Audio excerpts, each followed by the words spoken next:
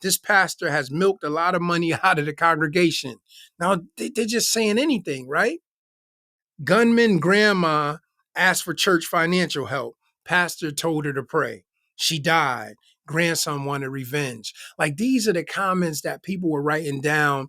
And it just was sad to see, right? That first of all, they wasn't trying to fact check it. And second of all, some people were just trying to throw, negative narratives out there so that this thing that people keep trying to push about the church and how it's no good. And it's just because they don't understand that every church that we see does not belong to the Lord. And as we, hey, what's going on, podcast family?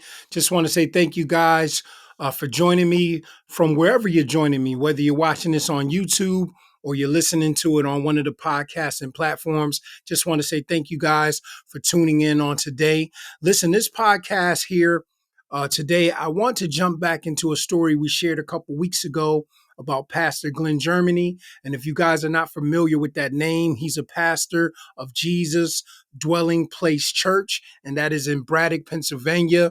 And many of you are probably familiar with his name by now because he was all over the news. And basically what happened to Pastor Glenn Germany was that a young man named Bernard Jr. Polite, a 26-year-old young man, came into the church and tried to shoot Pastor Glenn. And I just wanted to kind of do a little update on that story. If you haven't checked out our last podcast, the title of that podcast is Divine Intervention, Pastor's Powerful Response to a Gunman, Incredible Testimony. So if you want to go check out our last podcast, you can check that out on YouTube. You can check that out on the platform that you're listening on. I'm sure it will be an encouragement to you. We dug into the whole story. I talked about some of the things that I saw, how the congregation handled themselves in that situation and how God truly was glorified in that situation. And another reason why I talked about the story and wanted to talk about it last time on the podcast is because when I initially seen the video, a lot of people were talking about, oh, that's bad acting and this and that.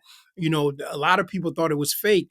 So basically, I went and researched it for myself. It was a real story, and just all of the many stories that came out of it, I thought were very powerful, and I really wanted to share those. So basically, I'm just here back on the podcast this week, just kind of giving you an update on some of those stories. Now, I'm not going to go back into a lot of the stuff I talked about on our last podcast. Like I said, if you want to see the full story, see how we broke down some scriptures, the scripture dealing with no weapon formed against us shall prosper.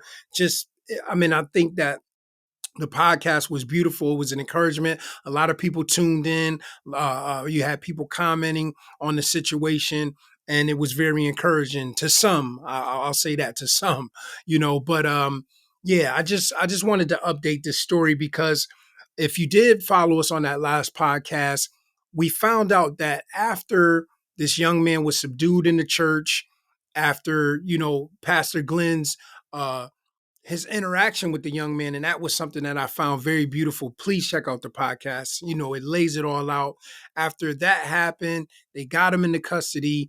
Come to find out, they went to his house where he lived and they found his cousin, which was 56-year-old 56-year-old Derek Polite. They found him dead from a gunshot wound. Now, at the time, they were saying, that they wasn't going to charge Bernard with the murder because they had to get all the evidence together. But I said on the last podcast, where there's smoke, there's fire. More than likely, he was responsible for killing his cousin. And what made it so profound is to see that his cousin had been killed right before he came to the church, and then the gun jams and God moves the way that he moves.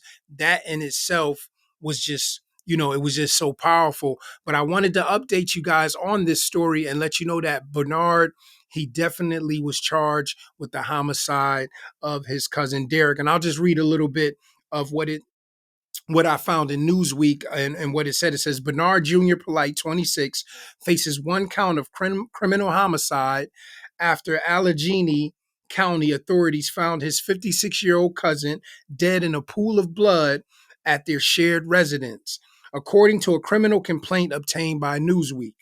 The Allegheny County Police Department received a report around 8 p.m. Sunday that Derek Polite was found shot at his North Braddock home. His cause of death was determined to be a single gunshot wound to the head, and the manner of death was ruled a homicide. So it was ruled a homicide.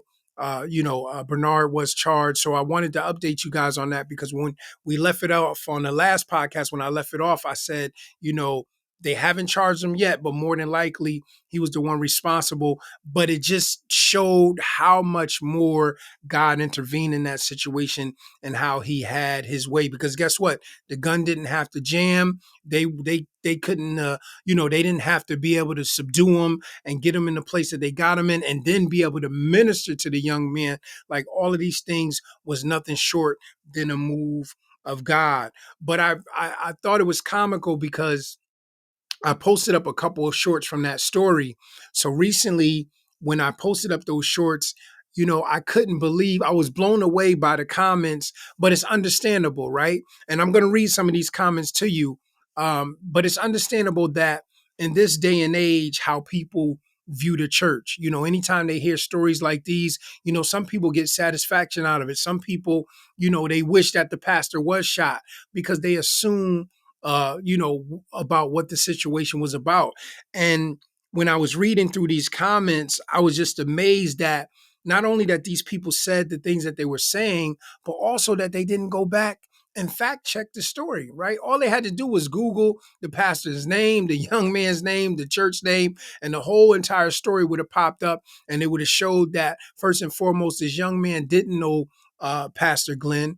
He said that God told him to do it. He said spirits were speaking to his head. But when you read these comments, it's just unfortunate to see how people, feel about church and feel about pastors. And I get it, right?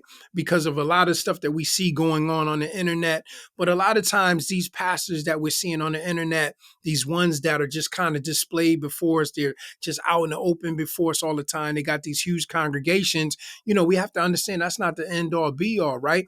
And we have to understand, and I talk about this a lot in our In the Word videos, Eat Up Mondays on the podcast, that every church that we see somebody having service at, it doesn't mean that it belonged to the Lord, right? What did Jesus say? He says, upon this rock, when he was talking about Peter, he says, I'm going to build my church, right? So for him to emphasize my church, that means that there's going to be other churches that are not his, right? And a lot of times this is what we see, but we kind of bunch all of these different ministries together and we don't understand that, listen, there's other people out here that's doing the right thing, right? Not everybody out here is trying to get over and trying to take advantage of people. But let me read some of these comments really quickly. Listen to what some of them say. Pastor, why a man had to bring a gun for you? Another one says, the question is, what did the pastor do? Everyone wants to go to heaven, but nobody wants to go first. Question, this is another one. Question, why anyone would come or a cause that is something. Oh, I mean, they kind of wrote it kind of wild, but basically they was trying to say, why would anyone come? It had to be somebody that he clearly knew. It wasn't racially motivated because obviously Bernard was black, Pastor Glenn was black, but they're basically saying that, there's something that he clearly knew that the pastor was doing. Another one says, who wife was he sleeping with? The man ain't do that for nothing. Something going on. Look deeper. But if you looked into the story, or if you dug into the whole story, watched all the news clippings, all the interviews with Pastor Glenn, all of the comments that was said by Bernard, the one that came in and tried to shoot him, we realized that he did not know this young man, right? But listen to what some more go on to say. This pastor has milked a lot of money out of the congregation. Now they're just saying anything, right? Gunman grandma asked for church financial help. Pastor told her to pray. She died. Grandson wanted revenge. Like, these are the comments that people were writing down. And it just was sad to see, right? That first of all, they wasn't trying to fact check it. And second of all, some people were just trying to throw, negative narratives out there so that this thing that people keep trying to push about the church and how it's no good. And it's just because they don't understand that every church that we see does not belong to the Lord. And as we see with this story, when you go back and check out the other podcasts, Pastor Glenn handled the situation amazingly, right? He offered the young man help.